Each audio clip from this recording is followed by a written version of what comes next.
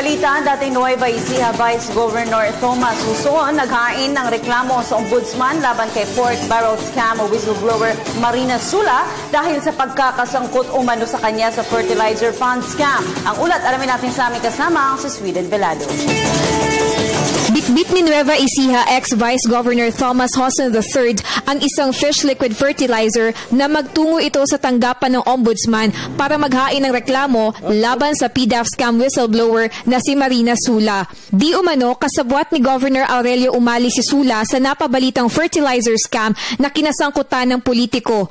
Disyembre 2005 nang nakipagkasundo si Umali na nooy congressman pa lamang kay Sula na siyang itinalagang presidente ng Peking NGO ni Janet Lim Napoles na masaganang ani para sa Magsasaka Foundation Incorporated o MAMFI. Nung lumabas yung kay Napoles at lumabas yung mga whistleblowers, totoong tao pala si Marina Sula, kaya naisip ko na habulan siya ng habla para managot siya dun sa ginawa nila mga panloloko sa mga magsasaka sa aming probinsya. Ang sinama lang namin si Sula kasi siya yung nakapirma dun sa Memorandum of Agreement kasama ang Department of Agriculture at saka siya yung nag-submit ng project proposal kay then Congressman Aurelio Umali. Ayon kay Huson, 12 milyong piso ang inilaang Priority Development Assistance Fund o PDAF ni Umali sa MAMFI para sa fertilizer project nito.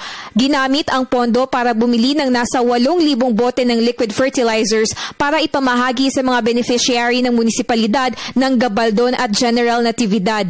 Ang siste, pinresyohan ng 1,500 pesos ang kada bote ng fertilizer para sa proyekto, gayong 50 pesos hanggang 150 pesos lang ang halaga nito sa merkado. At imbes na ipamahagi ito ng libre sa mga magsasaka, ibinenta pa ito sa kanila ng 50 piso kada botelya. Kung susuriin ng opisina sana ni Congressman Umali, makikita nila na overpriced ng malaki.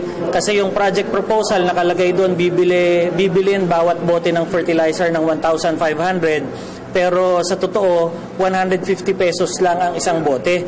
Sa ngayon ay nasa fact-finding stage pa rin ang kaso na una nang inihain ni Huson sa Ombudsman taong 2008. Umaasa ito na sa ginawa nilang follow-up ay mas mapapabilis na ang pagproseso sa kanilang kaso at reklamo. Para sa Telebisyon ng Bayan, ako si Sweden Velado.